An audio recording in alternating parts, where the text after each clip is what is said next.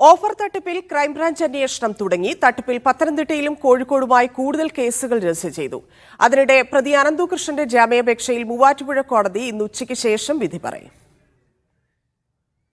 Offer തട്ടിപ്പിന്റെ അന്വേഷണം ക്രൈംബ്രാഞ്ചിന് കൈമാറിക്കൊണ്ട് ഇന്നലെ സർക്കാർ ഉത്തരവിറക്കിയിരുന്നു. പിന്നാലെയാണ് ക്രൈംബ്രാഞ്ച് SP MJ സോജന്റെ നേതൃത്വത്തിലുള്ള പ്രത്യേക സംഘം അന്വേഷണം ഏറ്റെടുത്തത്. അന്വേഷണ സംഘം ഉടൻ യോഗം ചേർന്ന് തുടർ നടപടികൾ സ്വീകരിക്കുമെന്ന് MJ സോജൻ പ്രതികരിച്ചു. അതിന്റെ രേഖകൾ കിട്ടിയും കാര്യങ്ങൾ മനസ്സിലാക്കിയിട്ട് വേണ്ടേ യോഗം ചേരുന്നുണ്ടോ?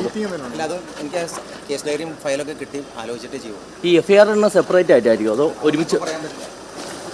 2 വീലർ, തയ്യൽ മെഷീൻ അടക്കം ലഭിച്ച മുഴുവൻ ഗുണഭോക്താക്കളുടെയും തട്ടിപ്പിനിരയായവരുടെയും മൊഴി രേഖപ്പെടുത്താനുള്ള നീക്കമാണ് ക്രൈംബ്രാഞ്ച് നടത്തുന്നത്.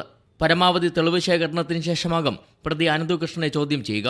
അതിനിടെ കേരള ഗ്രാമ നിർമ്മാണ സെക്രട്ടറിയുടെ പരാതിയിൽ അനന്തുകൃഷ്ണൻ, സായി ട്രസ്റ്റ് ചെയർമാൻ ആനന്ദകുമാർ എന്നിവർക്കെതിരെ കോഴിക്കോട് ഫറൂഖ് പോലീസ് കേസെടുത്തു. പത്തനംതിട്ടയിലെ തിരുവല്ല, പെരുമ്പട്ടി പോലീസ് സ്റ്റേഷനുകളിൽ ലഭിച്ച പരാതികളിലും കേസെടുത്തിട്ടുണ്ട്.